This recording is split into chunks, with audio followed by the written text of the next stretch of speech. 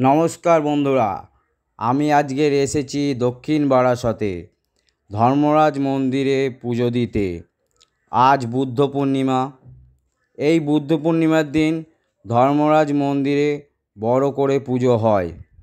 এখানে আজকের দিনে বাইরের এলাকা দিয়ে অনেক মানুষ পুজো দিতে আসে।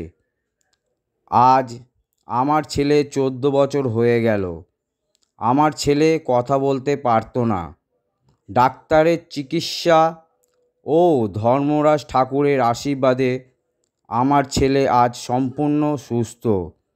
আমার ছেলে এখন ক্লাস 8-এ পড়ে, সরকারি স্কুলে।